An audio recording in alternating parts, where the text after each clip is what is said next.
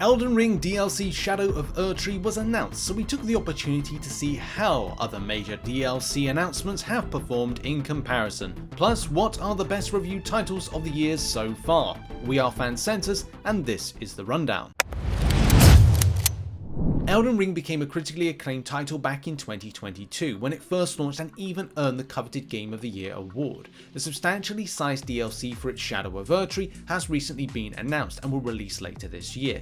It's already caused a press frenzy and is hotly anticipated. But how does its announcement compare to the performance of other significant DLC announcements such as Cyberpunk 2077 Phantom Liberty, Resident Evil 4 Remake Separate Ways, and Horizon Forbidden West Burning Shores? While Cyberpunk 2077 Phantom Liberty amassed the most press coverage, a huge 140% more than Shadow of Erdtree. The DLC's star Idris Elba helped to increase the PR around the announcement, plus it gained lots of mentions in wider articles thanks to it occurring during an Xbox showcase. Phantom Liberty also managed the most views on YouTube. Horizon Forbidden West DLC Burning Shores came in second with just 350,000 more views than Shadow of Erdtree. Phantom Liberty consistently takes the top spot across other social sources, with Shadow of Erdtree's best performance on X, formerly Twitter, where it takes second place. Resident Evil 4 Remake Separate Ways places last out of the group across all press and social sources. So although there has been very favourable discussion and comments around Elden Ring's new DLC announcement,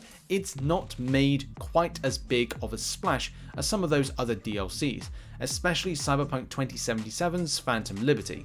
Perhaps clashing with Nintendo Direct went some way to diluting the news. We've already seen some amazing review scores for releases so far this year. The bar has been set high already. Final Fantasy VII Rebirth and The Last of Us Part 2 Remastered have both earned average critical review scores in their 90s and placed first and second respectively for the year to date. Interestingly, 3 of the current top 10 titles ranked by review score, Sons of the Forest, Brotato, and Vertigo 2, were made by indie developers, with 70% of games in the top 10 still coming from bigger or more established studios. What stands out the most is how these games perform in their respective genres.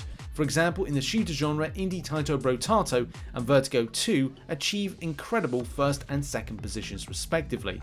This is no mean feat considering the widely talked about and marketed title Helldivers 2 can only muster a third position in the same field. Indie title Sons of the Forest achieves an impressive third, beating substantially marketed titles Prince of Persia: The Lost Crown, the Tomb Raider Trilogy Remastered, and Suicide Squad Kill the Justice League when looking at all the action-adventure titles so far in 2024. It is very reassuring to see indie titles do well in the early part of 2024. This may all change when some major titles are released in the next 9 months. We will of course be tracking their progress over press, social and commercial. Follow us for more video game industry data, and we shall see you in the next video.